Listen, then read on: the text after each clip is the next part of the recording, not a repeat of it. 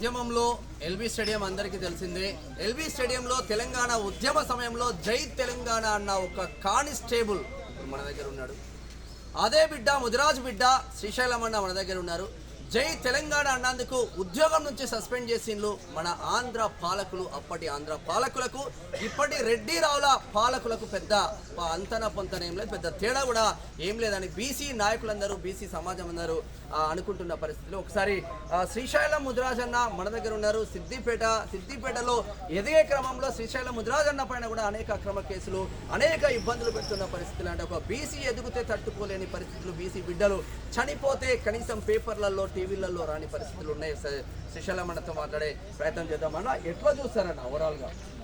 అన్న ఇప్పుడు సాయి ఈశ్వర్ శర్మ సారీ ఆత్మహత్య చేసుకోవడం చాలా బాధాకరం అన్న.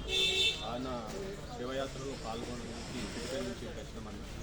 ఎందుకంటే మనం బీసీలంతా కొట్లాడి తెలంగాణ తీసుకొచ్చి ఒక పెత్తందారి చేతిలో పెట్టినాం. ఇప్పుడు కూడా ఆ పెత్తందారి చేతుల్లోనే ఉండిపోయింది.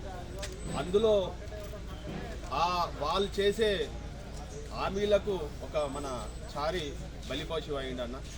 కానీ నేను ఒకటే మీ ఛానల్ ద్వారా నేను ఒకటే చెప్పదలుచుకుంటున్నాను, ఏంటంటే ఇలా ఆత్మహత్య చేసుకోకండి. మనల్ని అణిచివేసి తొక్కే విధంగా ఎవరైతే ఉంటుందో వాళ్ళ మీద మరవడి కొట్టండి.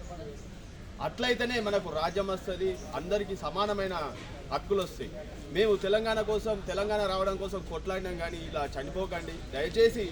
ఎవరైనా మన బీసీలకు బహుజనులకు అడ్డు వచ్చిన వాడిని కొట్టుకుంటా పోయి మన రాజ్యం మన సీట్ వచ్చేదాకా ఉండాలి తప్పితే కానీ ఇలాంటి తీసుకోవద్దు నిర్ణయాలు అని చెప్పి మీ మీడియా ద్వారా తెలియజేస్తున్నాను. ఒకటే